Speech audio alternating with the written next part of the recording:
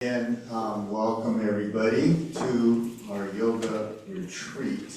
And so happy and excited to have an amazing person that I really got to know last year at our yoga retreat. And so happy that she agreed to be a presenter and participant in this year's festival of Yoga Retreat Festival. It's now an extravaganza. So I'm really pleased to introduce our first presenter, and this is Judy Nakatomi. Her pronouns are she and we. She is a mother, a partner, a writer, a community cultivator. She practices in her root heritage tradition, Jodo Shinshu, serving as a certified minister's assistant with Vista Buddhist Temple. Judy received ordination in the Zen tradition of Thich Nhat Hanh, Plum Village community of engaged Buddhism. She's been a yoga practitioner for over 30 years, and she's also a yoga teacher as well. So she has all of these different specialties. Judy is an advocate for equity and inclusivity inside and outside of the Sangha. She is retired as co-founder of a Japanese tea company and lives in San Diego County with her husband, Ricky. There he is, yeah. Who's also the president of Vista Buddhist Temple, so we have a lot of celebrities here. And anyway, they have two wonderful adult kids, and without further ado, I'm happy to welcome and introduce Judy Nakatomi. Thank you.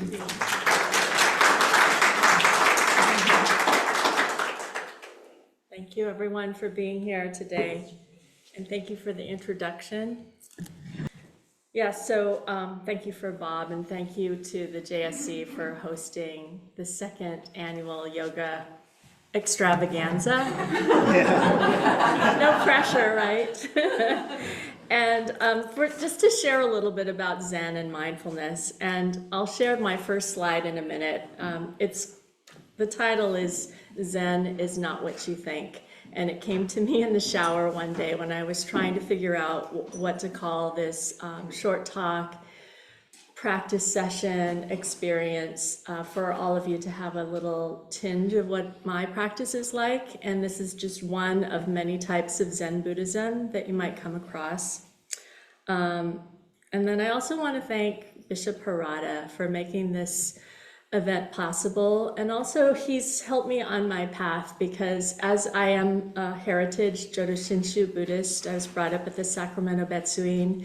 He's also been instrumental in helping me along this path to know that I can double belong, that I can belong to two traditions, and that I didn't have to choose. And that was really monumental for me, because at one point the pressure I was putting on myself is that I had to choose. So I also want to thank Reverends Bob and Patty, because they've been so instrumental in my my practice and my journey, because they've been in Sacramento for so many years, and a friend to our family. I said that I was going to try not to cry, and this is merely the introduction, but when I see their faces, I see my ancestors and my parents that are present as well. And then I also want to acknowledge that this beautiful land that we're on, the Ohlone land, is unceded, and we appreciate the original stewards who are still here, the Ohlone people, the indigenous people in this area now called Berkeley.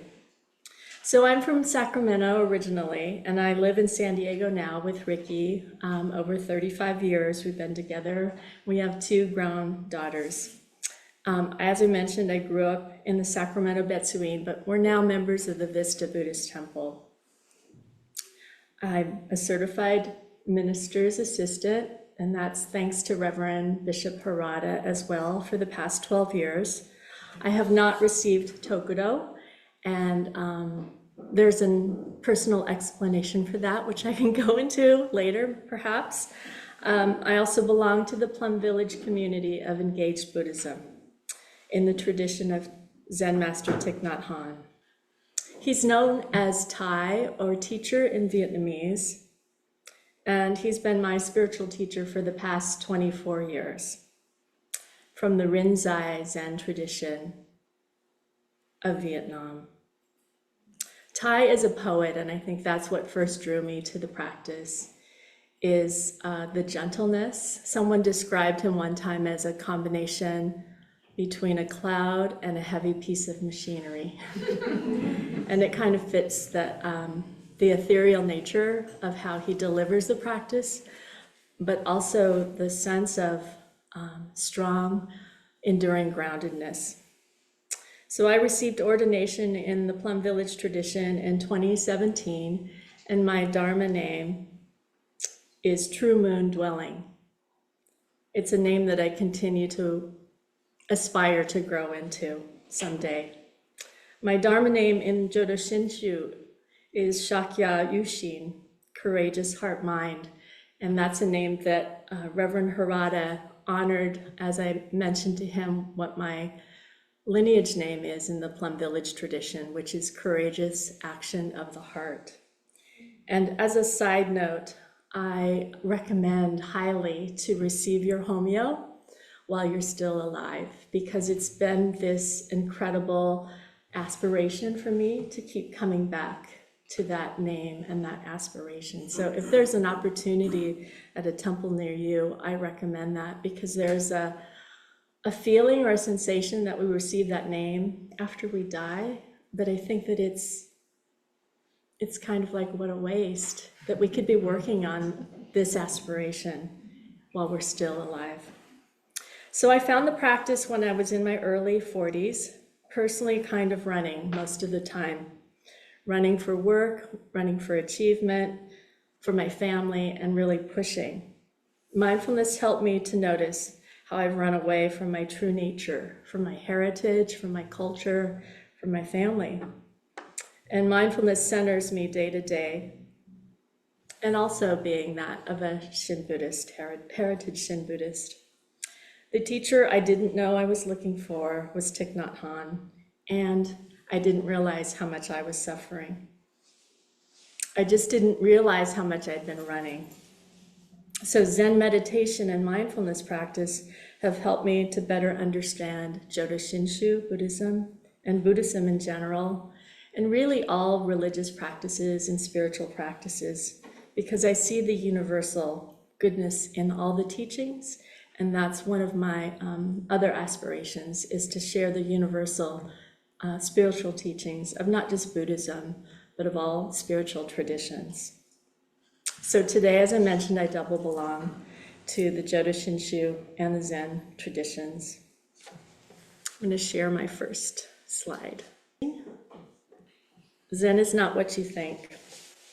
So I chose this title because I really love the double entendre, the couple of meanings here.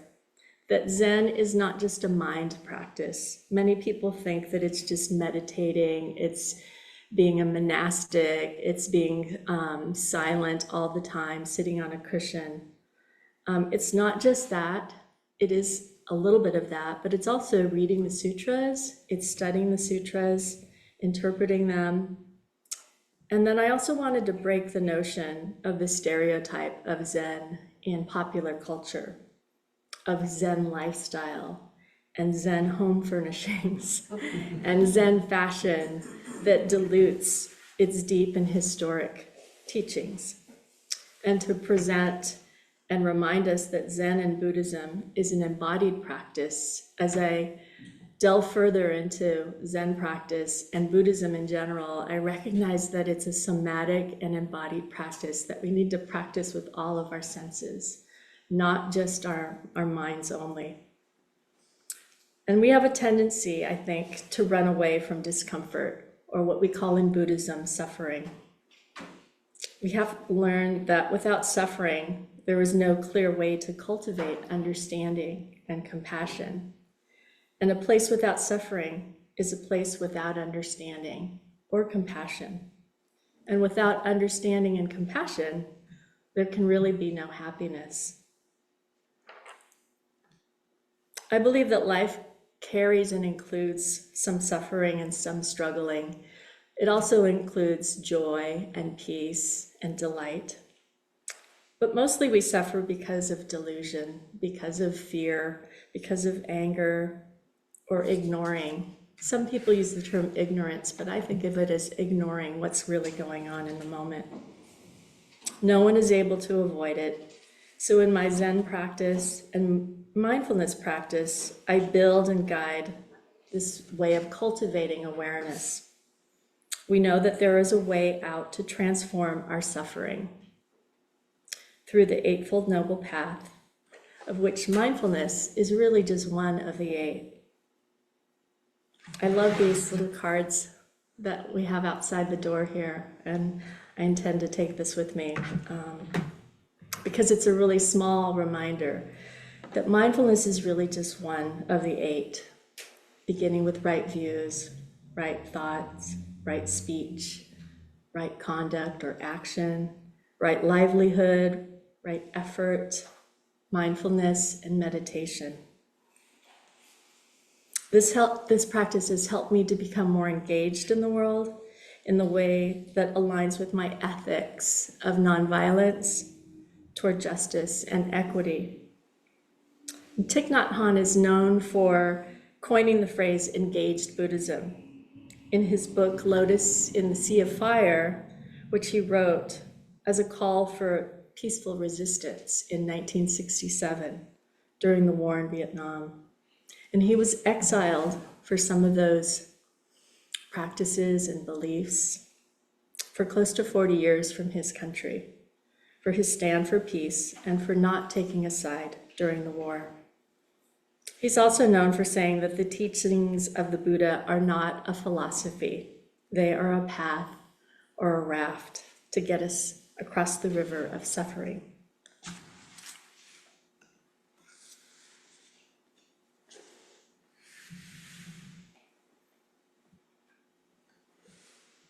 I'm going to forward this one more.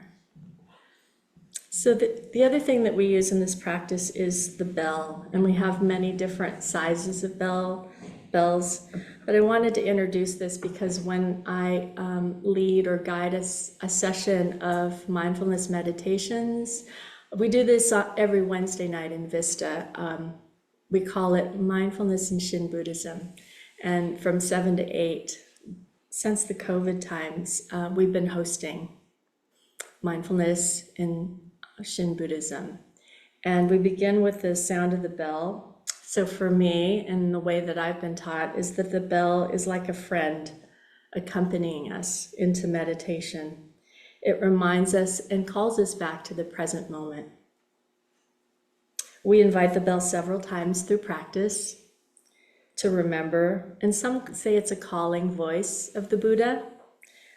Some call it a bell of mindfulness. And I travel with this bell in a small sack with me when I travel, because I like to have the reminder that at any moment that is difficult, that I can come back to my breath. And then I can also share that with friends or family.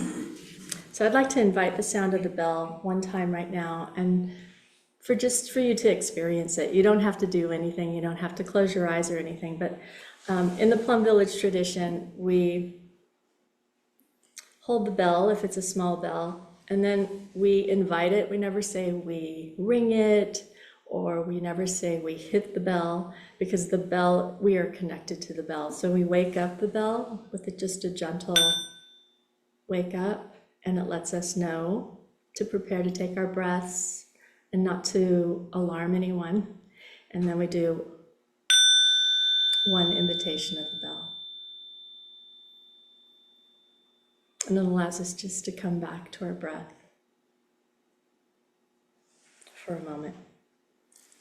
So before we start this meditation, a guided meditation, which is an option, you don't have to participate in it if you don't want to.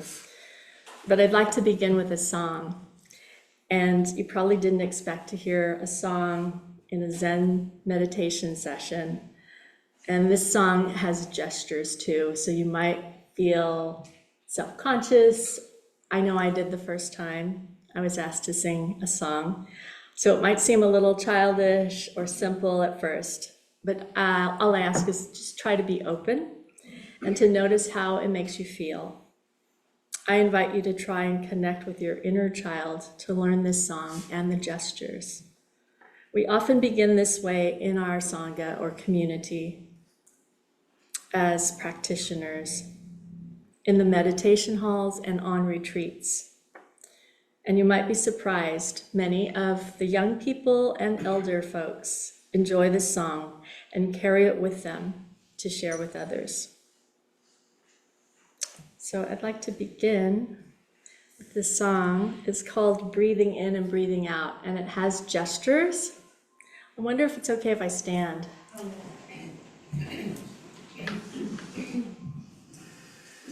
So it's called Breathing In and Breathing Out, and there are some gestures, so I'll help you as we go along, and then we can sing together perhaps. So the hand gestures go this way as we're singing. So it's breathing in, breathing out, 2 times. Breathing in, breathing out. I am blooming as a flower. I am blooming as a flower. I am fresh as the dew. I am fresh as the dew. I am solid as a mountain. As a mountain, I'm firm as the earth. I am firm as the earth. I am free. I am free. And then breathing in, breathing out. Breathing in, breathing out again. Breathing in, breathing out. I'm water reflecting. I am water reflecting what is real and what is true. What is real, what is true. And I feel there is space. And I feel there is space deep inside of me, deep inside of me. I am free 3 times. I am free, I am free, I am free. So, do you want to do it one more time together? So it's very simple, and what it does, I think, I don't have any scientific factual research on this, but I think it helps to settle our nervous systems. And I think it helps us touch a little bit of happiness and joy as we prepare for meditation. So here we go. Breathing in, breathing out. Breathing in, breathing out. I am blooming as a flower. I am fresh as the dew. I am solid as a mountain. I am firm as the earth. I am free. Breathing in, breathing out. Breathing in, breathing out. Water reflecting. I am water reflecting what is real and what is true. What is real, what is true. And I feel there's space. And I feel there is space deep inside of me. I am free, I am free, I am free. And then I clap in Plum Village. Is this? Very nice. Thank you.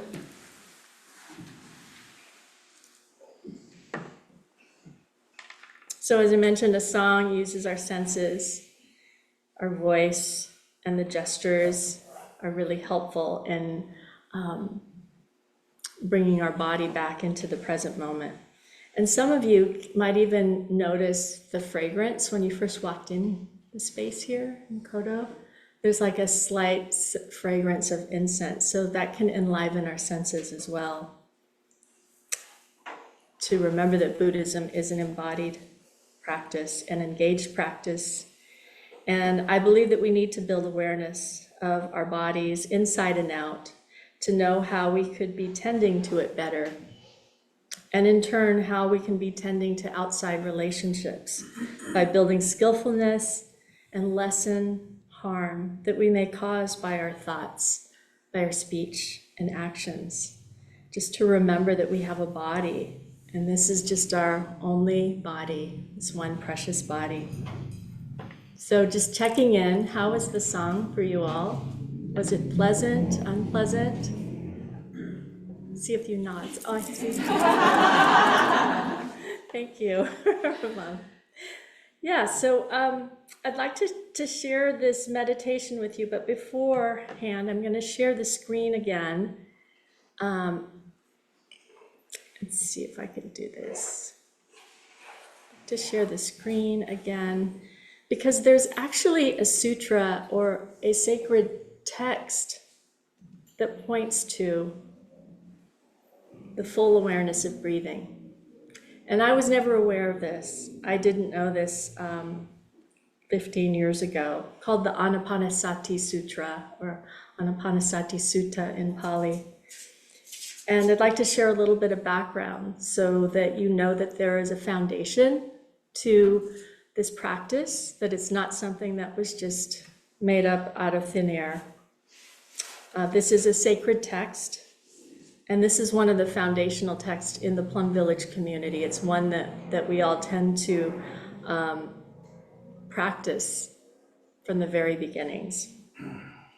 I believe it's important to read it. I can leave you with a link if you care to read through the resources, and the commentary is actually really helpful. So for me, it's just that it's important that mindfulness didn't just appear a few years ago or even a decade ago. It is a component of the Eightfold Path from the historic Buddha 2,600 years ago. And I feel personally it's disingenuous and quite culturally appropriative of Western culture, specifically American Buddhism, to occupy and monetize what I consider sacred spiritual teachings. So I hope to have enough time to share these 4 somatic practices with you all today. Sitting, mindful walking, and then a short verse on how we practice eating mindfully in the retreat centers, and also a way of sharing with you how to drink your tea or how to drink your coffee and how to enjoy that perhaps in a different dimension. So I'll introduce this sutra on the full awareness of breathing from a book called Awakening from the Heart. And this is Buddhist sutras and commentaries written by Thich Nhat Hanh. So I'm paraphrasing his words here, that this sutra is one that you can always keep with you, under your pillow, he says. They can shine light on the essence of living in an awakened way as taught by the Buddha. In them, you will discover the true nature of all that is taking place in the present moment. We learn to enjoy the present moment and to look deeply into our own life and enjoy the positive conditions around us. And we need to understand the fundamental basis of the practice and then apply it in our everyday lives, even if our lives are different from the way that the Buddha and the monastics lived 26 centuries ago. We have to read with the eyes of a person of today and discover appropriate ways to practice based on the teachings of the sutra. Thich Nhat Hanh recommends reading the sutra when our bodies and minds are calm or calm enough, completely relaxed, perhaps after taking a bath or a shower, lighting a candle or a stick of incense, if that's your preference, and to read it very slowly and discover its deepest meaning for you. try to relate to the sutra through your own personal experience so that they can come alive. And we'll be practicing there's 16 practices, and we don't really have the time to go into all 16, so we'll just be practicing with 4 of them today, which will help to guide. And with that, there is a short video here of about 3.5 minutes. And I stumbled upon this the other day as I was preparing, and I could read more, but I think hearing it from the voice of the teacher is really helpful. I hope you'll enjoy it, and I'm going to try to cue that up. In, I know this is my in breath. Breathing out, I know this is my out breath. Breathing in, I know I'm breathing in. Breathing out, I know I'm breathing out. It's like a children's game to identify your in breath as your in breath, to identify your out breath as your out breath. And while you breathe in, you are completely aware that this is your in breath. Your in breath might last 10 seconds or 15 seconds. And during these 10 seconds or 15 seconds, you may have 1 second being fully aware that this is your in-breath. But nothing prevents you to maintain that awareness during the whole time of your in-breath.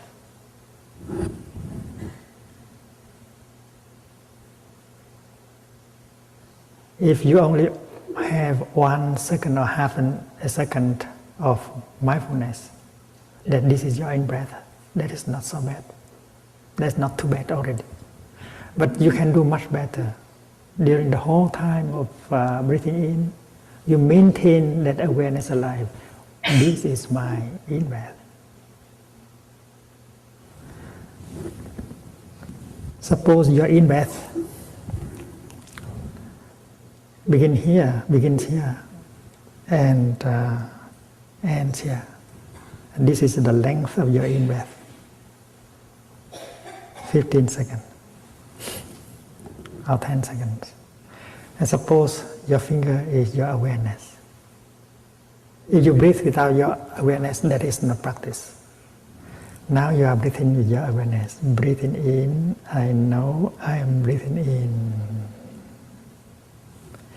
Your finger always stay with your in-breath. Never take off like an airplane.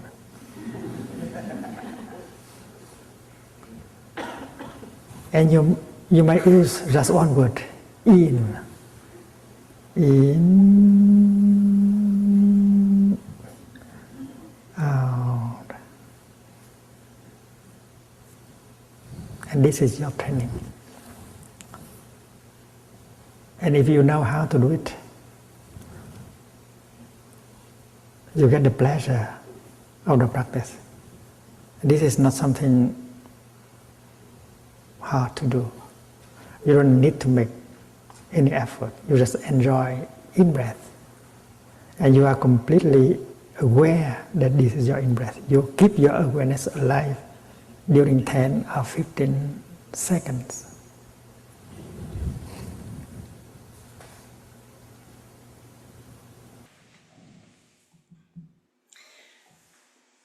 So we're taught that mindfulness is always mindfulness of something. And we are practicing to cultivate awareness. So we begin with awareness of the breath, and then we move to awareness of our bodies. In a body practice using all of our senses. Eyes, our ears, our nose, our mouth, touch. And as I mentioned, it's the Anapanasati Sutta, the full awareness of breathing, is where these practices arise from. And then the other aspect of mindfulness is the way that it's been described to me is 2 wings of a bird. So the bird needs two wings. And to practice mindfulness is the art of stopping, and then the art of looking deeply, to settle and to ground ourselves. And these two aspects have been really instrumental in allowing me to settle my nervous system and allowing me to understand what are the feelings in the feelings, what are the thoughts in the thoughts, where is this agitation coming from? It's not just this moment in traffic when someone cuts me off. There's something below that, right? And so we rarely have an opportunity, at least I didn't for a long time, to stop or to even pause and to notice why that was happening during the years that I was trying to be a good mother. And then the years of trying to manage life and household and helping parents and helping my kids, taking care of my own health, and noticing the ways in which I was not looking closely. I was not pausing enough to take care of my own well-being and health. And that's when yoga started to be more important for me. That's when the meditation practice started to become more important to me.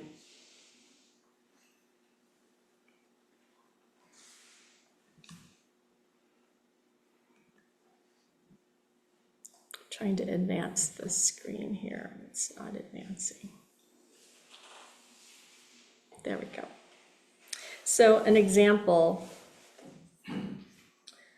of how suffering and liberation are interrelated or interconnected are these lotuses. And this is, I believe these are the lotuses from the lotus pond at Plum Village in France. There's a giant lotus pond there. And in June and July, they're blooming in this way. And I wasn't aware that lotuses can't grow without the mud. They grow in muddy, murky water. And so we can't expect lotuses to bloom in a jar of clear water. And just as the mud provides vital nutrients for a lotus to manifest, looking deeply at suffering plays a vital ingredient in cultivating understanding and compassion. For understanding and compassion to bloom in a way. Thich Nhat Hanh wrote the calligraphy, No Mud, No Lotus. You may have seen it online or in a book. He also wrote a book called No Mud, No Lotus. And we need to know that suffering, in order to realize liberation or to realize peace or to realize harmony. So when we embrace our suffering and look deeply and closely, we can learn a lot from it. And when we practice just sitting, we enjoy our sitting. We're not going anywhere. We're not trying to achieve anything. And when we practice our breathing, we're just enjoying our breath. And if we build upon enjoying our breath, our body, healing and transformation is possible. And when we can slow down and pause to breathe and enjoy each moment, we can also do this for our ancestors. And I believe we can do this for our descendants. This practice points to how we are interconnected through space and time.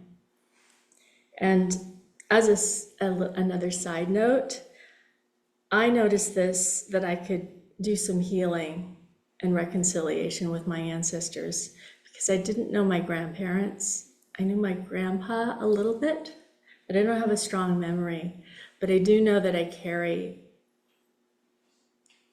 a lot of the intergenerational suffering that they didn't have an opportunity to deal with and work with. And I know that my adult children carry some of that intergenerational harm and suffering. And so when I'm meditating, I have this opportunity to touch the interconnected nature of deciding that I'm going to spend the time to heal a little bit and to look under those feelings and those emotions that don't feel like they're entirely mine, because I know that they belong with my relatives, with my ancestors who didn't have a chance to do so. And if I'm lucky someday to have grandchildren, I want a clearer path for them. So this has really helped, this practice of pointing to our interconnected nature throughout space and throughout time. It requires us to take a little bit of a leap of what we think is real and not real, an illusion and not illusion. But I really think that it is possible. So with that, finally, I'd love to help guide us through a meditation, a practice of meditation. So before we begin, I'd like to offer a chant, and this chant is called the evening chant. So in the mornings, we have a morning chant and an incense offering, sort of like we do in our Jodo Shinshu temples. And then this is an evening chant that I'd like to offer. It helps us to open up the space and direct our attention or intention. And I invite you to have your eyes opened or closed. You're welcome to sit into a chair if you need to shift or move. I'll offer a little bit of guidance there. And just let the words or the melody lightly touch your senses. Many of our traditions and many of our different heritages include a vibration in the body. Yoga is one. So many of our beautiful cultures use drumming or percussion, dance and chanting and singing. So there is this something about the vibration that's created when we sing and when we chant and when we dance. So I'll offer the evening chant and then about 5 minutes or so of seated guided meditation. And just a few points before we begin is we want our bodies to be upright and solid as possible. But if that's not possible for you, this form of Zen meditation is not harsh and there's no correction or punishment. So if that's the other reason that I'm so drawn to it, is because it's not harsh. And so if you need to lean against the wall, if your hip is giving you, speaking to you like my right hip usually does, feel free to shift a little bit and just allow your body to come back to its natural rhythm. We want our heart to be open as possible and forward as possible. As I mentioned, your eyes can be opened or closed. If they're open, I just suggest to have a soft gaze and maybe just gaze forward a little bit. And welcome your breath. Greet your breath as if it was a friend, as you're breathing in and out. And then, like always, I love to sigh and lift my shoulders and drop my shoulders. And that's a signal to my body that I can just take a few deep breaths. Your feet are either holding you stable on the floor, or your seat is holding you stable on your cushion or in the chair. And I'll invite 3 sounds of the bell. As you come back, we all come back to our breaths. I'll invite the evening chant, and then a brief guided meditation.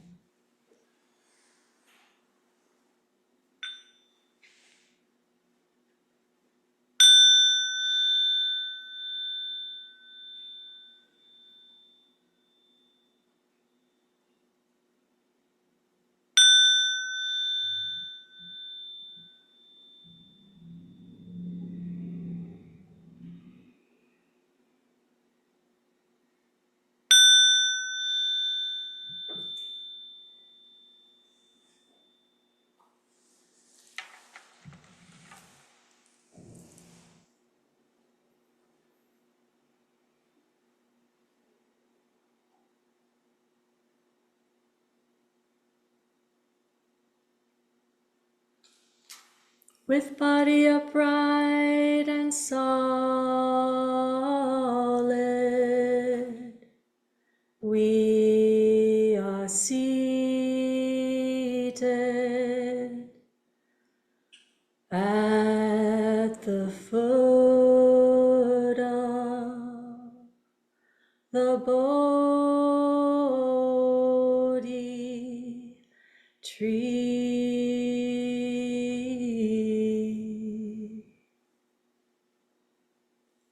body, speech, and mind, all are one in stillness.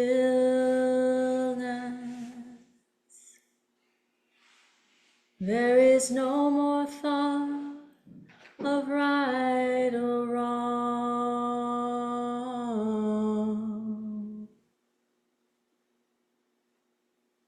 Our minds and bodies dwell in perfect mindfulness. We rediscover our original nature,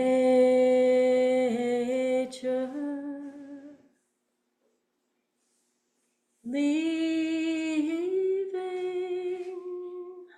all illusion behind. Noble Sangha, diligently bring our minds into meditation.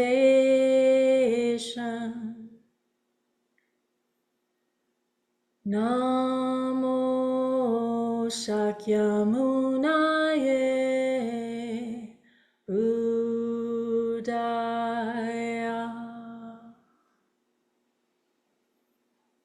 Namo Shakyamunaye Buddhaya.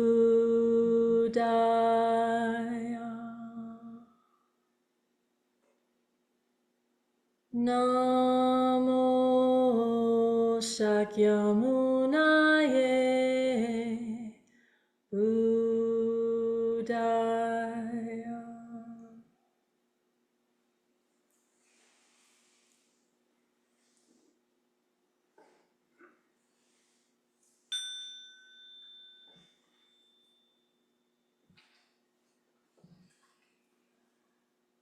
Breathing in, I'm aware of my in-breath.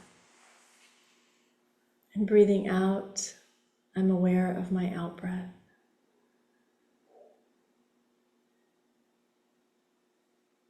In and out.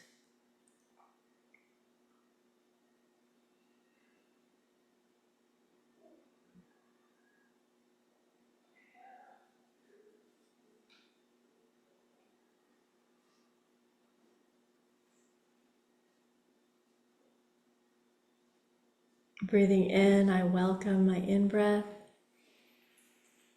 And breathing out, I welcome my out-breath.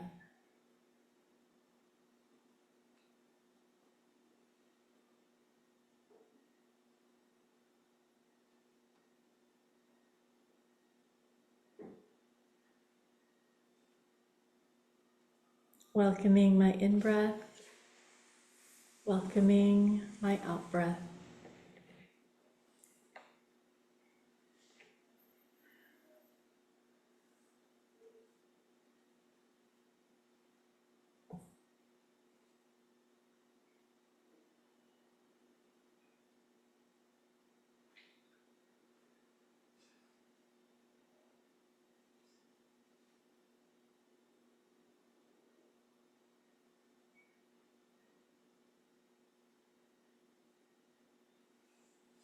Breathing in, I notice the quality of my in-breath.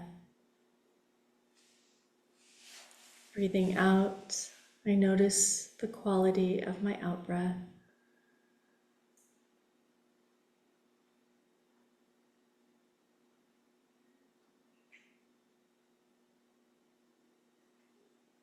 Noticing my in-breath, noticing my out-breath.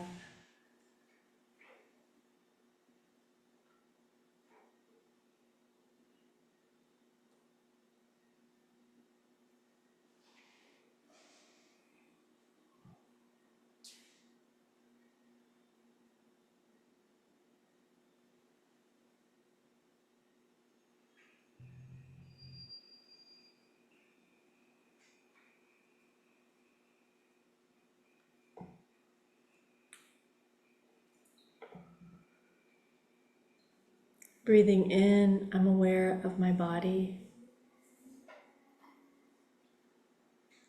Breathing out, I am aware of my body.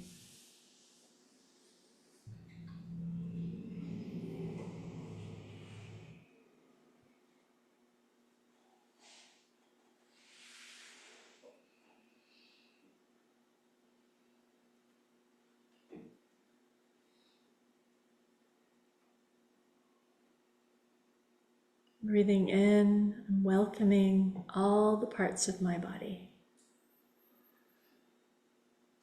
Breathing out, welcoming all the parts of my body.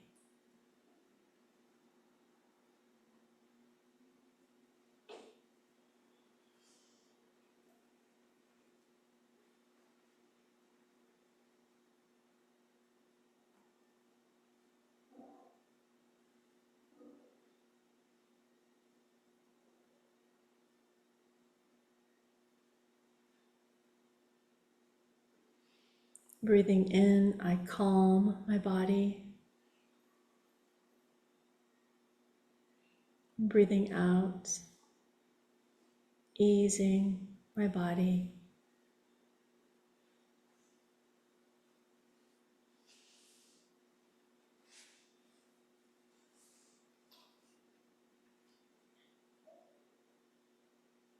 Calm, ease.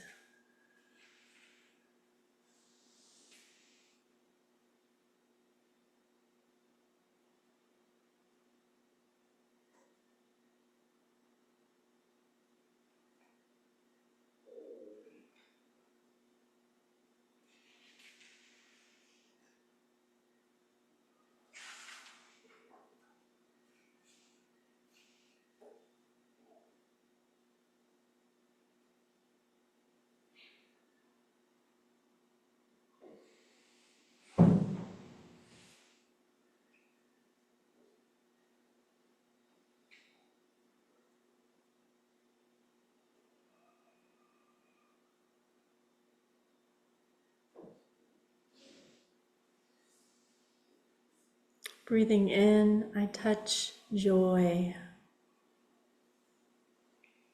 Breathing out, I release attention.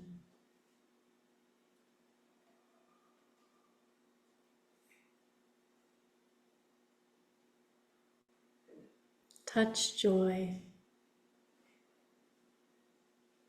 release tension.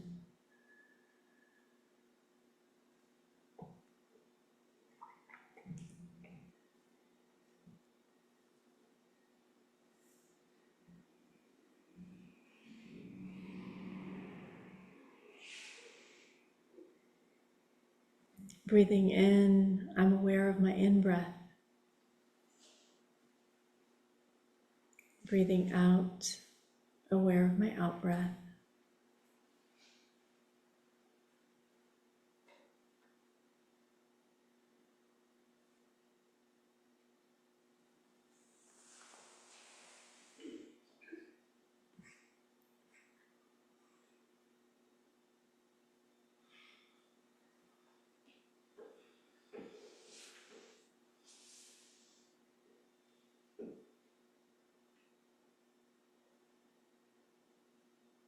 Breathing in to just this moment.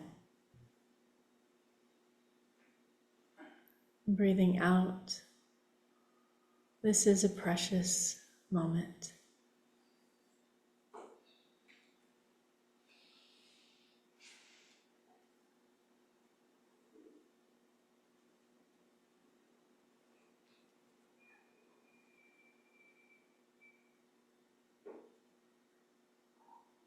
Just this moment.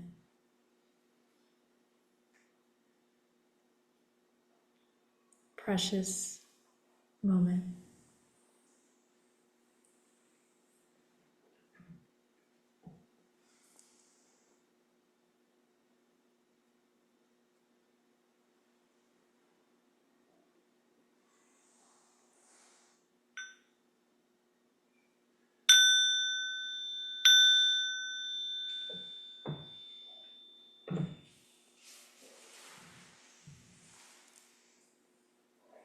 Free to shift around on your mat or seat in your chair. And if you need to, gently rock side to side, open your eyes, and reorient yourself to the room, to the space. Sometimes people like to do side stretches, side stretches, back and forth, twisting. Also reorienting yourself to the space sometimes is helpful, to just look out the window or through the doors. And we'll practice, this is another practice. We'll take a little break here for about 5 minutes if anyone needs to use the restroom or do some additional stretching. But this is called noble silence. And noble silence is an opportunity to really encapsulate and create this beautiful memory capsule of what this meditation felt like in your body. So if you're stretching now, or if you need to go get some water or go to the restroom, to just try to hold this sense of stillness and solidity in yourself, and just notice what's going on with your body or your breath, respiration. Just a few other words I wanted to share before we take a break is that we practice mindfulness in order to realize liberation, to realize peace and joy in our everyday lives. Liberation and happiness are linked to each other. If there is liberation, there's also happiness, and greater liberation brings greater happiness. We can realize liberation and peace and joy in the present moment. We don't need to wait 10 or 15 or 20 years. They're available as soon as we begin to practice. However modest that these practices may seem, they form the basis of a sense of greater liberation and peace and joy in the future. So I'd like to invite us to just take about 5 minutes, and we'll come back to our seats, and we'll continue with walking meditation. And I'll share a practice of walking meditation that was taught to me on my first retreat with the monastic community of Plum Village in Thich Nhat Hanh 24 years ago. And that was another opportunity where I pretty much cried every day for 5 days. But it was an opening. It was an opportunity to open. So let's come back in about 5 minutes. Thank you. Has anyone participated in walking meditation before? A few people back here, a few people. Okay, so this is just one way, one type of walking meditation. I'm sure that there are many in the Buddhist tradition. I've seen some beautiful ones on video in Japan. They're so beautiful, very, very slow. The thing that I was taught is that we're walking without a destination. So that's just such a mind shift. It was for me, at least. So without this destination, and we're going to be walking kind of in a circular pattern around the perimeter of the room.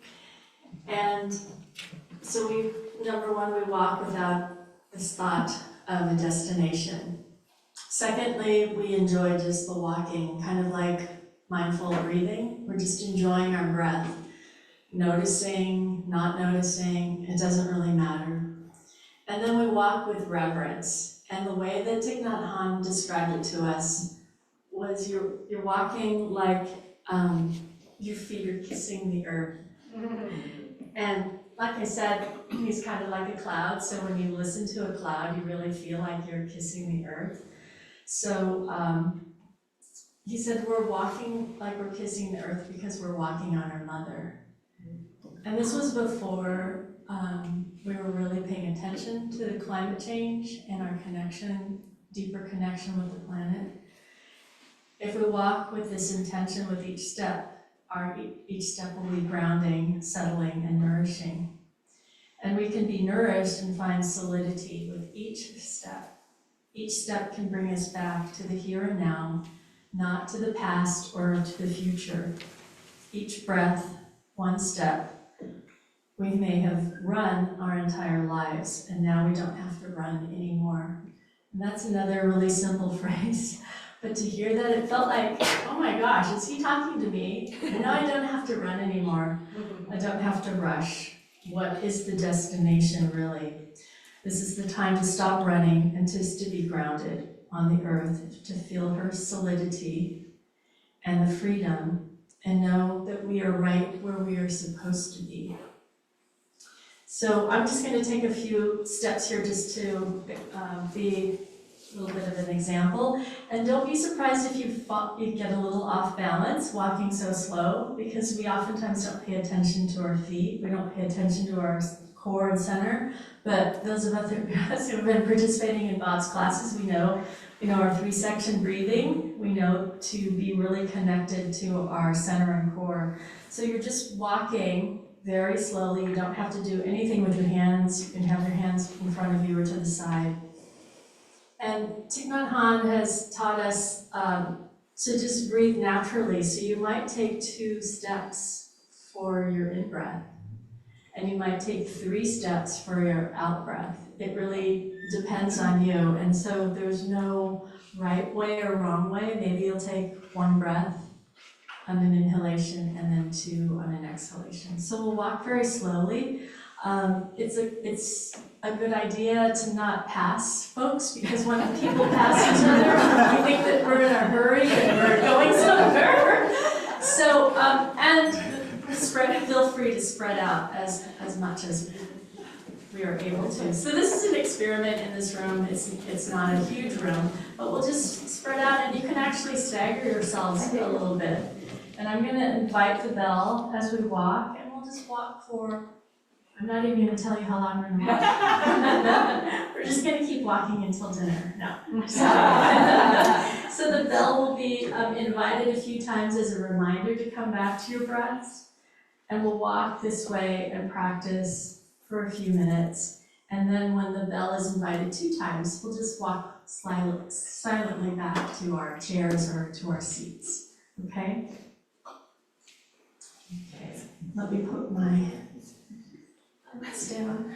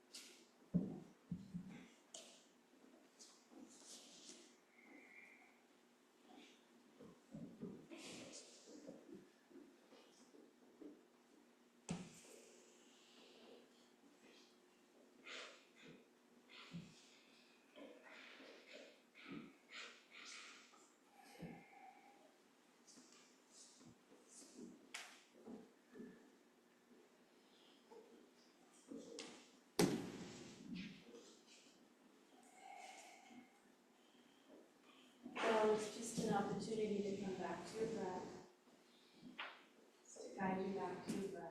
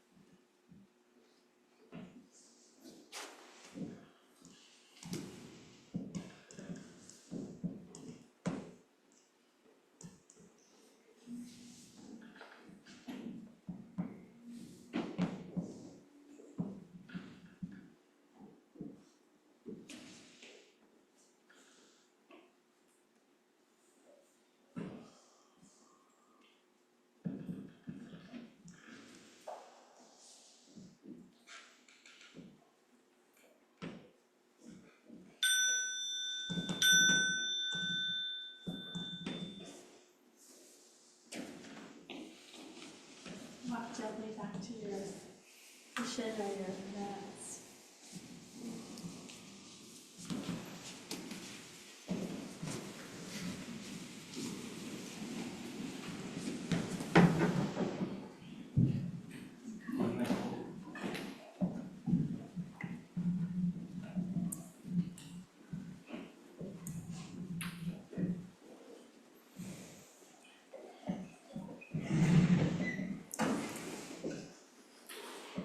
Feel free to have a seat and just check in with your bodies, how that felt for you. They're so different from the sitting meditation, so you don't really want to compare exactly, but just of how that's another opportunity to practice mindful walking, to practice mindfulness, so mindfulness of your walking. I walk in my neighborhood regularly, and I don't walk at that pace very often. So just to be able to experiment with that, we oftentimes are at a destination or a number of steps and all these different things that we're conditioned to do. But if you can take some time out of that, those 10,000 steps that you want to take a day, to do 5 or 10 minutes of walking meditation. So the two beautiful examples are, I have friends who work in prisons, who are volunteers that teach mindfulness in the prisons. And so in a cell of 8 by 8 feet or smaller, you can practice mindful meditation. I heard a story of a political prisoner that had less space than that and less opportunities to get outside or even see the sky, who had an opportunity to practice walking meditation regularly. So it's not that we have to be outside necessarily. We can do this in our bedroom, in our spaces, in our rooms. Let's see if I can share the screen. I know we have just a couple more minutes, and I wanted to leave some time for a few questions.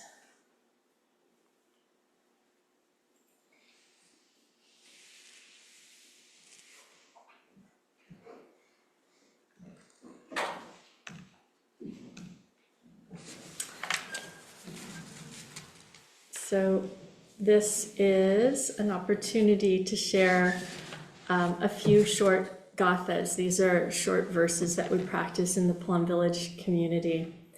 And one is how we begin our meals at retreats and days of mindfulness and gratitude. So it's similar to us, itadakimasu. Since 2007, this version that I'm going to share with you was a chance for all of us to reflect deeply on what we buy and what we eat. What we buy and what we eat can contribute to climate change, or it can help to stop it. Eating is a chance to nourish our body with the wonders of the cosmos. Those are Thai's words. Knowing that we are not destroying the earth by doing so. So in the Plum Village communities around the world, we practice not only being mindful of the food we're consuming, but also of our spiritual friends sitting with us. Sharing a meal together is not just to sustain our bodies and celebrate life's wonders, but also to experience freedom and joy and happiness of kinship during the whole time of eating. So to really appreciate the kinship, we could practice that here this weekend, of being together. We don't know if we'll be together in this way again. Contemplations before eating. This food is the gift of the earth, the sky, numerous living beings, and much hard and loving work. May we eat with mindfulness and gratitude so as to be worthy to receive this food. May we recognize and transform unwholesome mental formations, especially our greed, and learn to eat with moderation. May we keep our compassion alive by eating in such a way that reduces the suffering of living beings, stops contributing to climate change, and heals and preserves our precious planet. We accept this food so that we may nurture our siblinghood and build our Sangha communities and nourish our ideal of serving all living beings. That's just one example, and then there's another couple that I'd like to share with you. Drinking tea or coffee, if that's your preference. So if you imagine your coffee or your tea in your favorite cup, this cup of tea in my two hands, mindfulness is held uprightly. My mind and body dwell in the very here and now.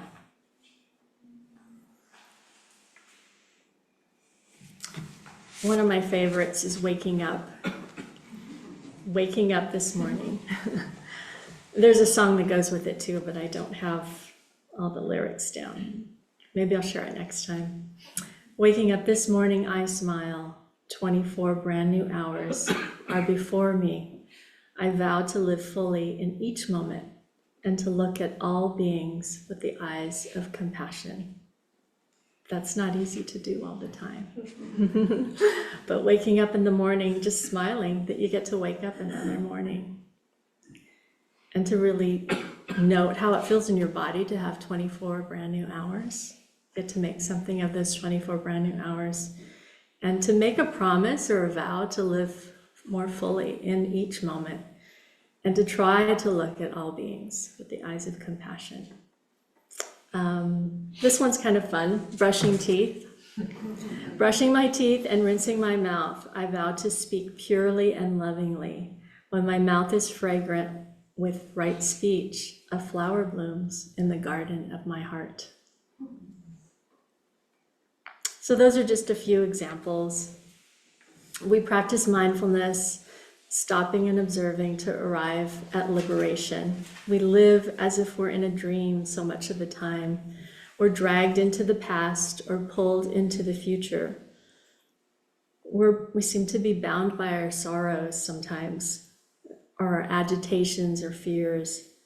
In addition, we hold on to anger, which Thich Nhat Hanh says blocks communication. Liberation means transforming and transcending these conditions in order to be fully awake, at ease, and at peace, joyful and fresh.